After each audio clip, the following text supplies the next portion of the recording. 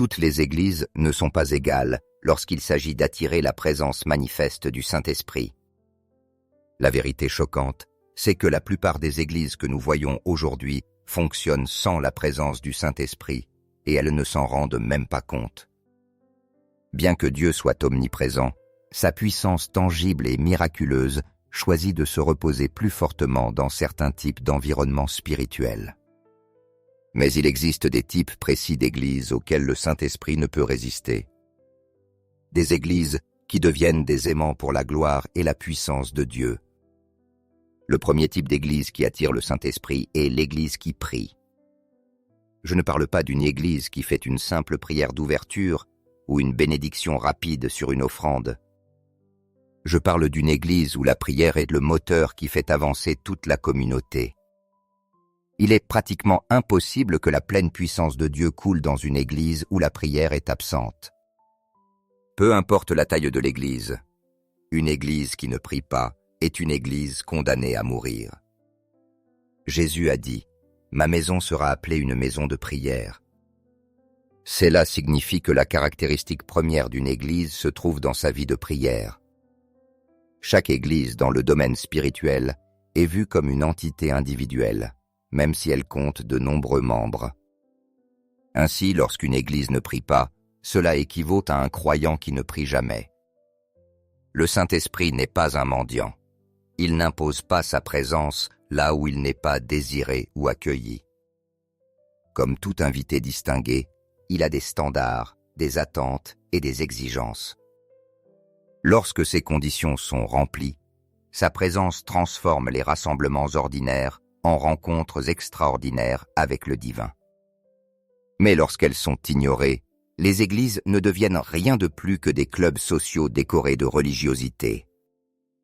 Une église a besoin d'une communication constante avec Dieu pour se positionner correctement devant lui et maintenir sa puissance.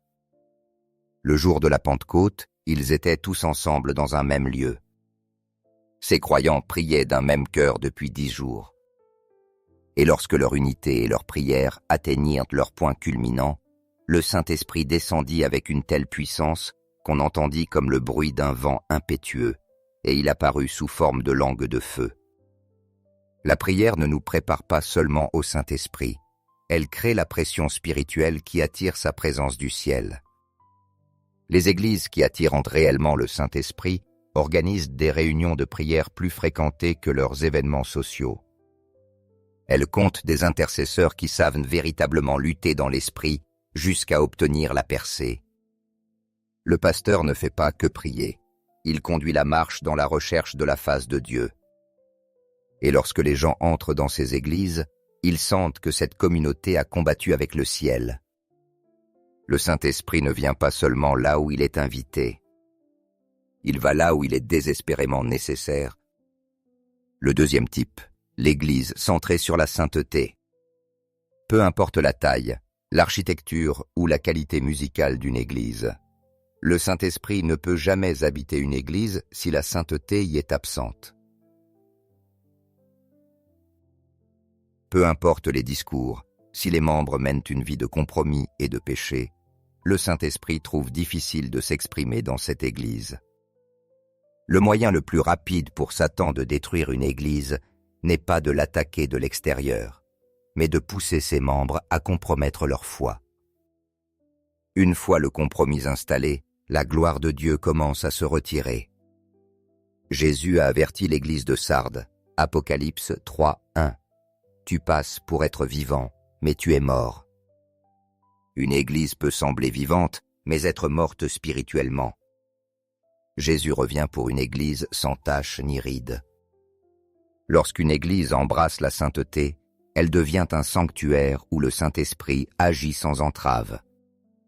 La sainteté ne signifie pas perfection, mais séparation du système du monde et consécration aux voies de Dieu. Le Saint-Esprit exige une sainteté au présent, pas seulement des témoignages passés ou des promesses futures. Le troisième type, l'Église centrée sur la parole. Le Saint-Esprit est l'auteur des Écritures, et il est attiré par les églises qui honorent, étudient et obéissent à la parole avec fidélité. Ces églises ne traitent pas la Bible comme un simple livre de suggestions, mais comme l'autorité finale pour la foi et la conduite. Toute écriture est inspirée de Dieu et utile pour enseigner, convaincre, corriger, instruire dans la justice. 2 Timothée 3,16. Inspirer veut dire souffler par Dieu. Lorsque l'on traite l'écriture comme le souffle même de Dieu, le Saint-Esprit insuffle la vie à chaque rassemblement. Ces églises ne compromettent pas la vérité biblique pour plaire à la culture.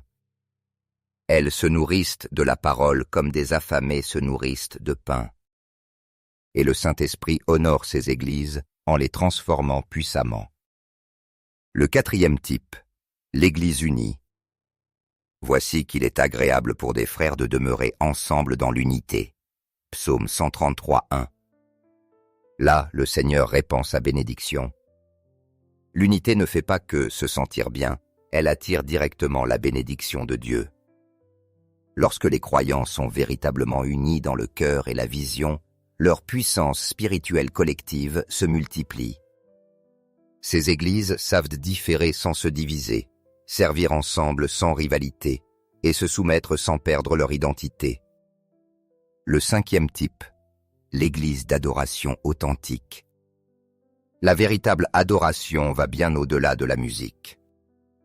Jésus a dit « Ceux qui adorent Dieu doivent l'adorer en esprit et en vérité » Jean 4,24. Le Saint-Esprit habite les louanges de son peuple, Psaume 22,3. L'adoration véritable n'est pas un spectacle, mais une participation à la réalité céleste. Elle ouvre les cieux, brise les chaînes et libère les captifs. Le 6e type, l'église généreuse. Dieu aime celui qui donne avec joie, 1 Corinthiens 9,7. La générosité ne concerne pas seulement l'argent, mais une attitude de cœur. Ces églises partagent leur temps, leurs ressources et leur amour. Elles deviennent des canaux de bénédiction et non des réservoirs stagnants. Le Saint-Esprit est attiré par cette circulation de grâce. Le 7e type, l'église évangélisatrice. Vous recevrez une puissance, le Saint-Esprit survenant sur vous, et vous serez mes témoins. Actes 1,8. L'Esprit ne vient pas seulement pour nous faire ressentir de bonnes émotions, mais pour nous rendre efficaces comme témoins. Ces églises vivent la grande mission, accueillant les pécheurs et voient de vraies conversions. Le 8e type, l'église affamée de Dieu. Heureux ceux qui ont faim et soif de la justice, car ils seront rassasiés. Matthieu 5,6. Ces églises ne se contentent pas des bénédictions d'hier. Elles cherchent constamment de nouvelles révélations et expériences profondes avec Dieu. Ce sont des communautés qui jeûnent, prolongent les cultes et cultivent une soif spirituelle insatiable. Le Saint-Esprit est attiré par cette faim comme un aimant. Si ton Église incarne ces 8 qualités, tu te trouves dans un lieu où le surnaturel devient naturel. Sinon, ne te décourage pas. Ces caractéristiques peuvent être cultivées. Tout commence par toi. Une seule personne affamée de la présence de Dieu peut enflammer toute une assemblée.